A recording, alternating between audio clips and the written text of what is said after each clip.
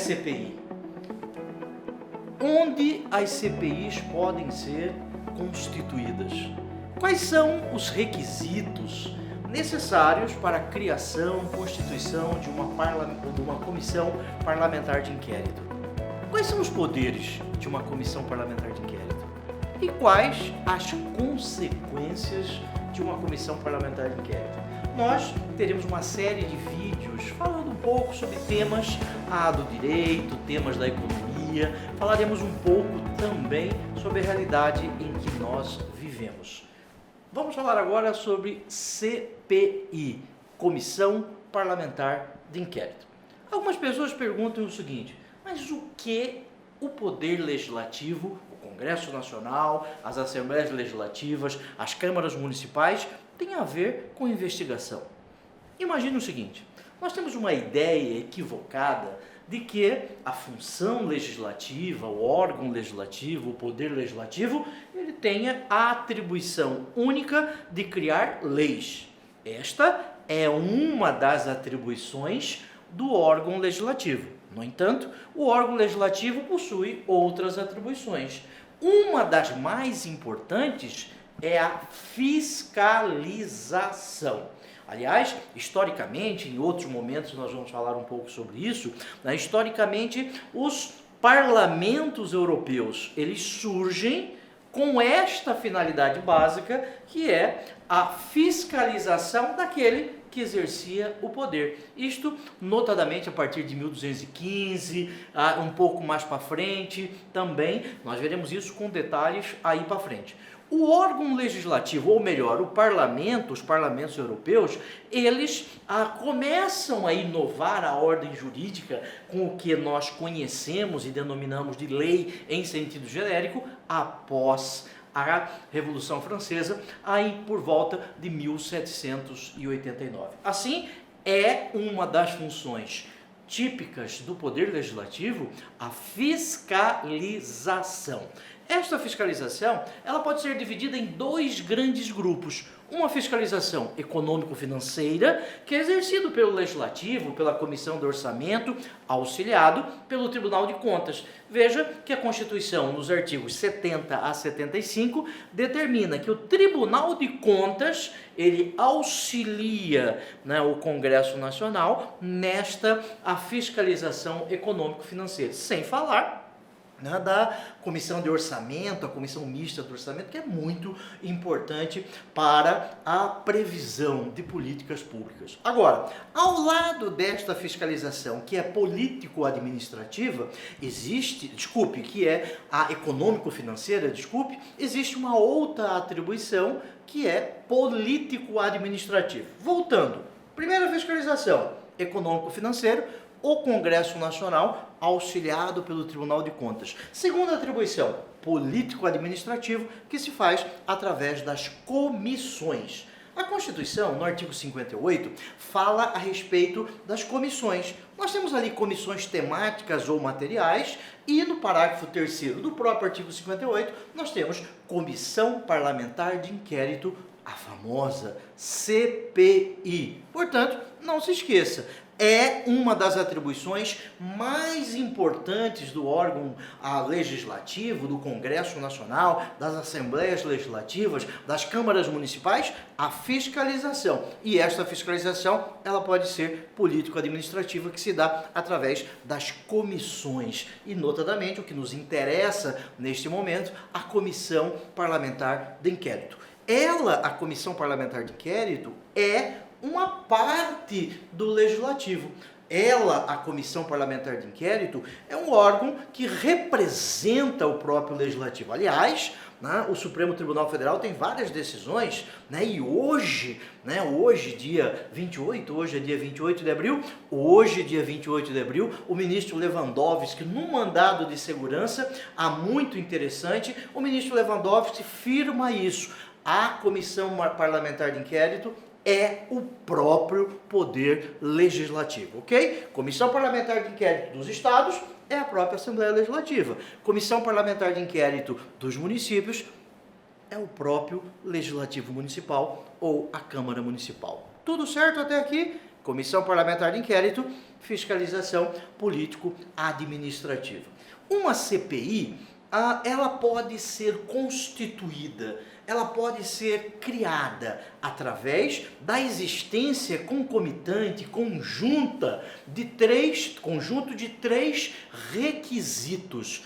Três requisitos são necessários para a criação da Comissão Parlamentar de Inquérito. Primeiro requisito, um requisito que é subjetivo. Nós precisamos de um número determinado de parlamentares, em se tratando do Congresso Nacional, que sabemos ele é bicameral, duas casas, né, o Senado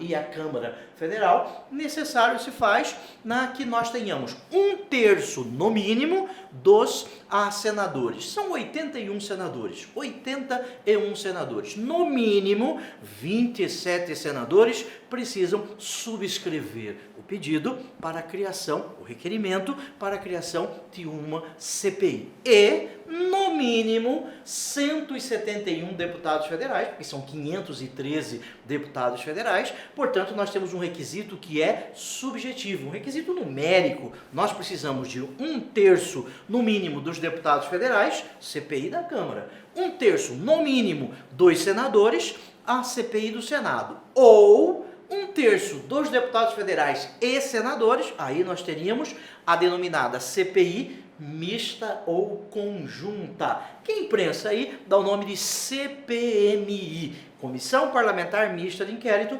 1/3 dos deputados federais e 1/3 dos senadores no mínimo.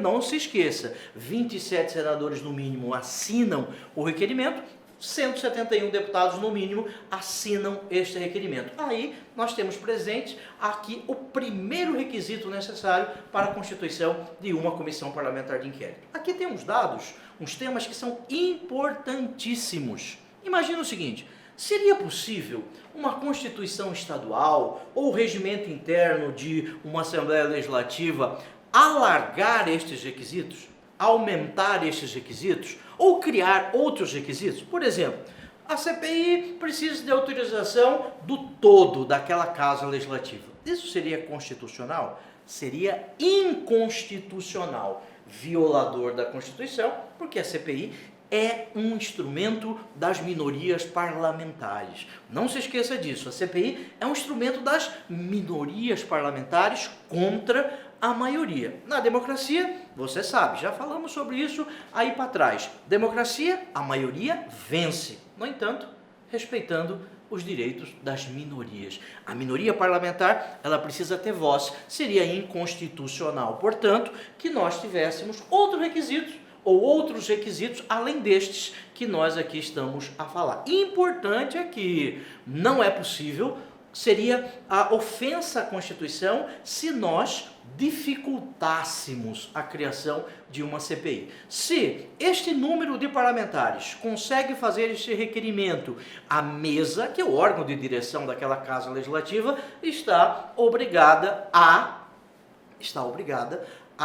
criar a CPI. Recentemente, nós agora, no mês de abril de 2021, nós tivemos também no Supremo Tribunal Federal um mandado de segurança que o Supremo Tribunal Federal determinou a instauração de CPI? Não, o ministro Barroso, levando em conta a jurisprudência que é pacífica no Supremo, desde o grande ministro Celso de Mello, que em existindo os requisitos, não há oportunidade e conveniência para a presidência da Casa Legislativa decidir ou não sobre a constituição daquela CPI. É uma decisão recente, agora do mês de abril de 2021, que nós todos conhecemos. Há um mandado de segurança manejado, impetrado por senadores importantes, e aí eu cito o senador Randolfo Rodrigues, da Rede do Amapá, que o Supremo Tribunal Federal assim determinou. Primeiro requisito numérico. Digamos que em Mato Grosso nós temos, por exemplo, 24 deputados estaduais. 1/3 desses deputados estaduais, 24 deputados estaduais,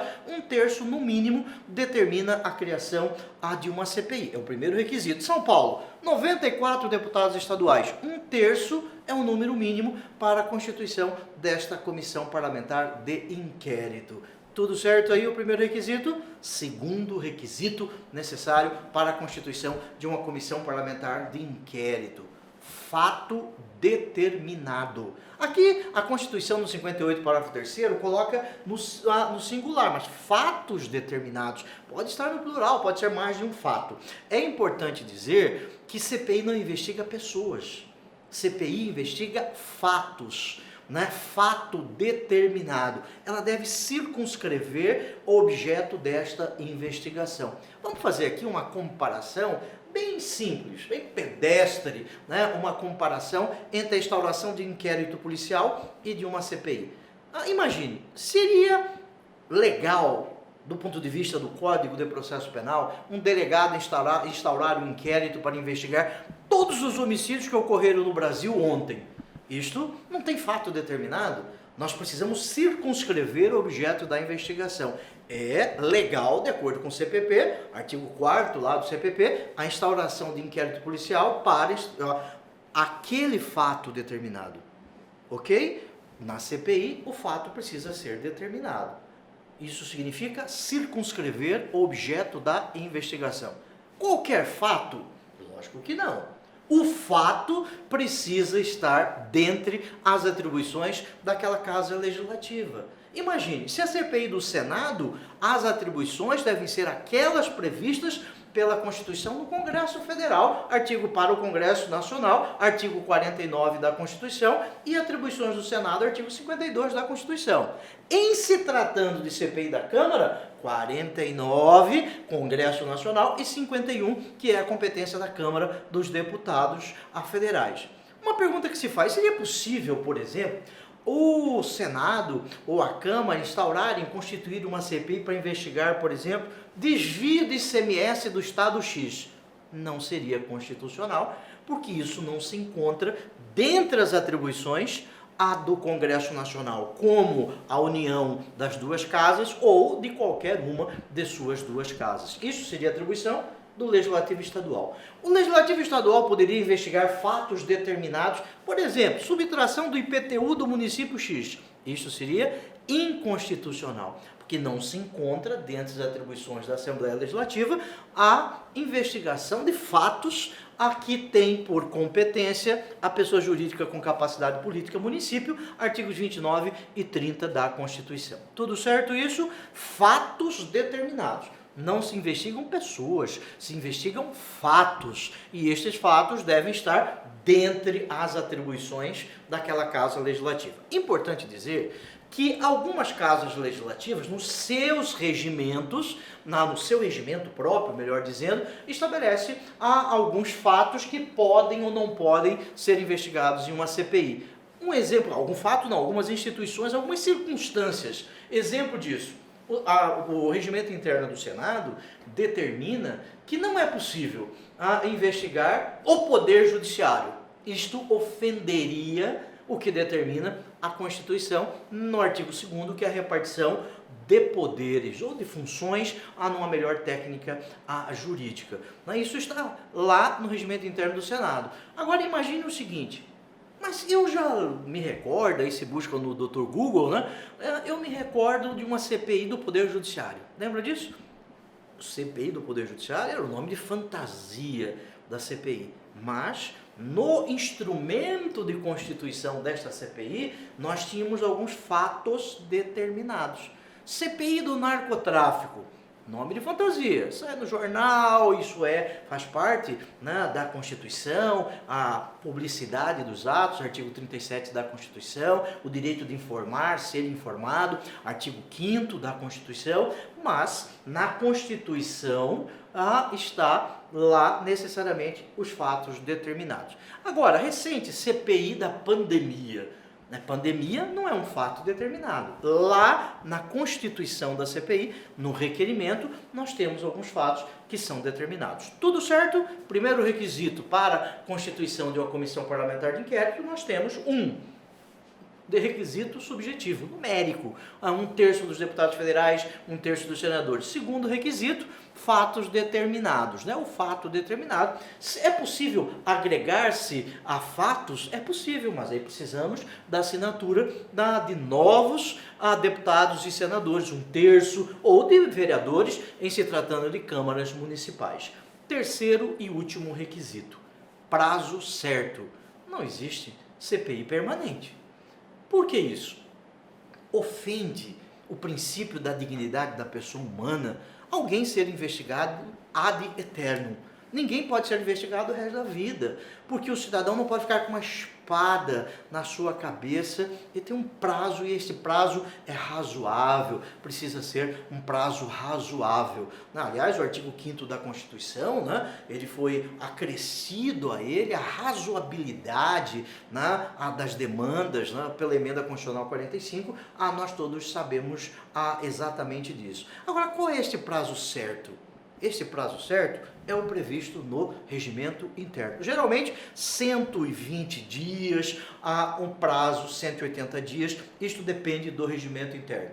E a pergunta que se faz, é possível a prorrogação deste prazo? É possível, desde que seja na mesma legislatura. A Constituição define legislatura no artigo 44, parágrafo único, é o período de 4 anos que corresponde ao mandato de um deputado federal. Isso é uma legislatura, dentro da legislatura é possível a prorrogação do prazo de uma CPI.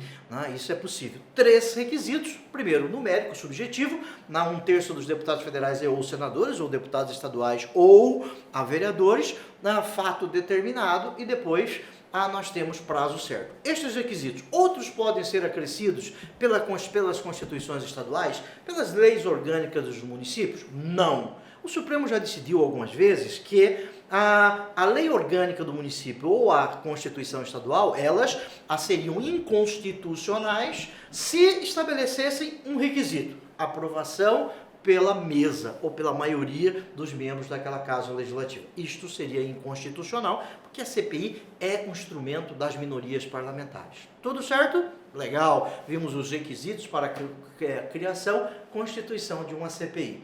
Quais são os poderes de uma CPI? Quais são os poderes? Poder nada mais significa do que a capacidade, sociologicamente, aqui Max Weber, é a capacidade, a possibilidade de impor vontade sobre vontade de terceiros. Quais são os poderes da Constituição?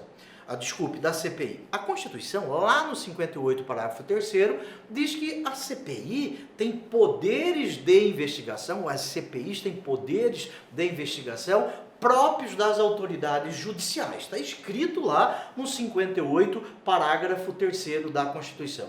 Agora aqui, uma pergunta nos vem à mente. CPI tem poderes de investigação próprios das autoridades judiciais, dos juízes aqui, de forma genérica. A pergunta que nos vem à mente é: juiz investiga? Juiz não investiga.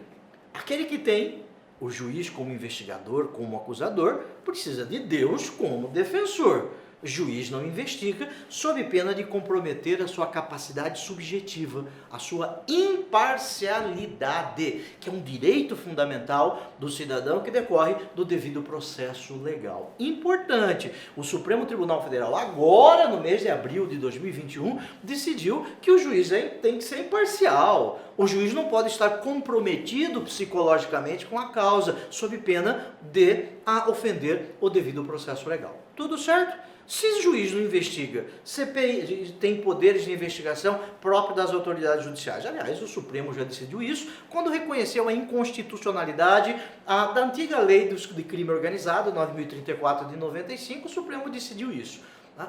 Aqui houve uma busca no direito comparado, os constituintes. Se você for num processo histórico da Constituinte, você verá que lá buscaram a Constituição italiana no tocante à CPI, e é importante dizer que lá na Itália nós temos magistratura requerente e magistratura judicante. Aqui se entende com poderes de investigação, de acordo com a nossa realidade, o princípio constitucional acusatório, artigo 129, inciso 1, da Constituição. Aqui nós temos o seguinte: essa investigação aqui significa poderes de instrução próprio das autoridades judiciais.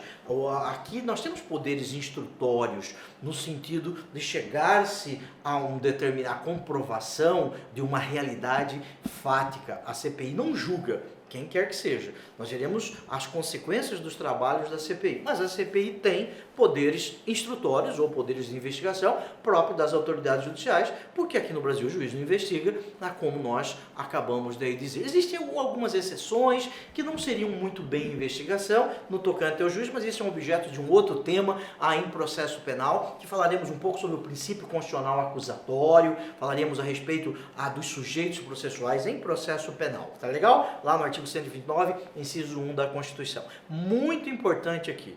CPI tem poderes de investigação próprio das autoridades judiciais. O que a CPI pode? O que a CPI não pode? Vamos fazer um quadro mais ou menos o seguinte. A CPI pode ouvir pessoas. O juiz pode ouvir pessoas. Notificar as pessoas para que elas venham prestar depoimentos. Aliás, você vai depor na CPI ostentando algumas qualidades. Ou você é investigado, ou você vai colaborar com a CPI.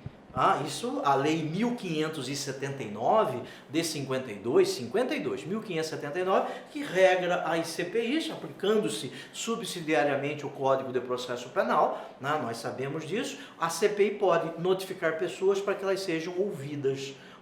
A CPI pode ouvir essas pessoas, a CPI pode determinar a condução coercitiva destas pessoas para que elas venham prestar depoimento a ela, a CPI. A CPI pode determinar a realização de perícias, a CPI pode determinar a realização de vistorias, isto a CPI pode, requisitar documentos. Veja, a requisitar significa determinar, é diferente de requerer. Requerer é solicitar. A CPI pode requisitar documentos, ela pode fazer isso.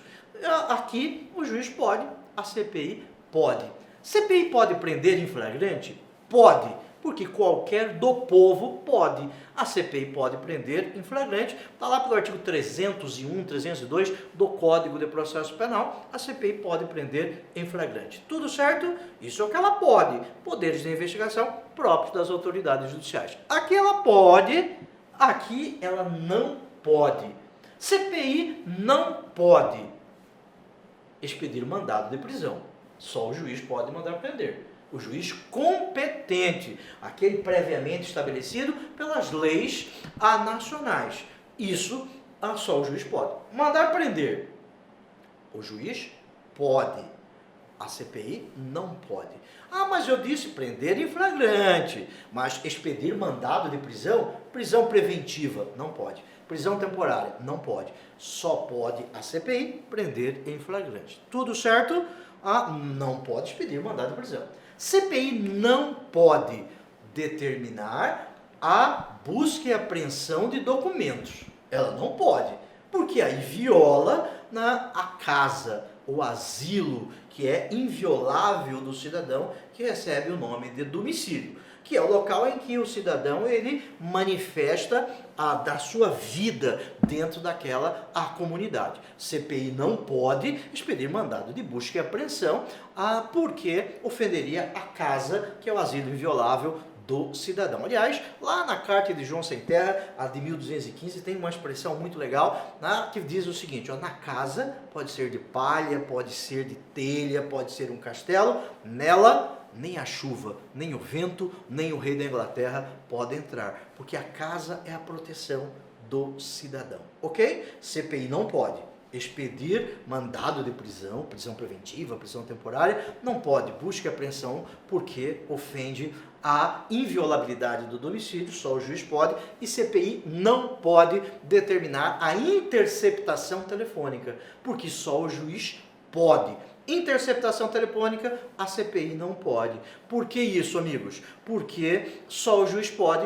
O Supremo Tribunal Federal, num grande julgamento do ministro Celso de Mello, fala que estes três temas recebem o nome de reserva constitucional, reserva jurisdicional constitucional. Significa que está reservado ao juiz competente prender a não ser em flagrante, como aqui nós estabelecemos. 2, busca e apreensões ou inviolabilidade do domicílio e interceptação telefônica, reserva constitucional de jurisdição, só o juiz pode. Agora, a CPI pode, ela não pode determinar a interceptação da conversa telefônica no exato momento em que ela está se dando. Isso está previsto na Lei 9.296 de 97, só o juiz pode. Agora, ela pode requisitar documentos, por exemplo.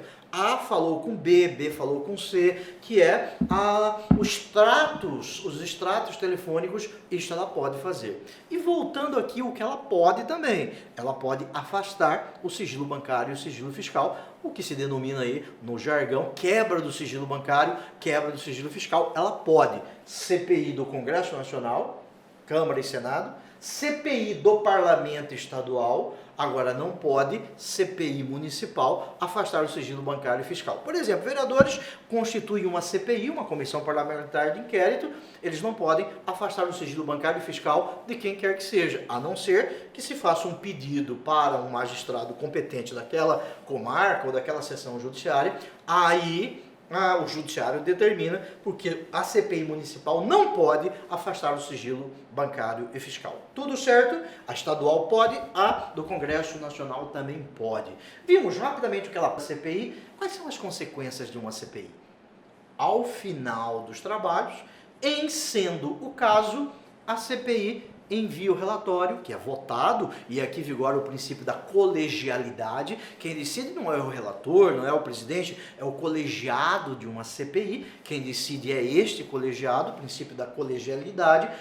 Ao final, vota-se o relatório e este relatório é encaminhado em sendo o caso, portanto existe aqui uma discricionariedade, oportunidade e conveniência política de se enviar o relatório ao Ministério Público, para que o Ministério Público possa promover a responsabilização civil e criminal daqueles que a CPI indicou, indiciou naquele relatório. Tudo certo? Em sendo o caso. O Ministério Público tem um prazo, né? Está previsto na Lei 10.001 de 2000. Lá a lei estabelece o prazo que o Ministério Público tem para deliberar sobre a responsabilidade civil e criminal daqueles envolvidos na CPI. Ok? Falamos rapidamente sobre CPI. Para nós é um motivo de orgulho, de honra conversar com vocês. Para mim é uma satisfação chamar aqui ao vídeo o Dr. Everaldo. Por favor, Everaldo, entra aqui. Everaldo é sócio aqui do escritório. Tem. Tudo bem? Doutor Everaldo é sócio do escritório. Você quer acrescentar alguma coisa aqui sobre CPI, nesse bate-papo que nós possamos fazer aqui, Everaldo, por favor? Doutor Pedro, eu queria perguntar para o senhor, essa polêmica sobre a questão da CPI da pandemia, da Covid, o ministro Barroso ele falou que o Congresso pode decidir, não pode escolher quando vai ser instalada a CPI, nem se vai ser instalado.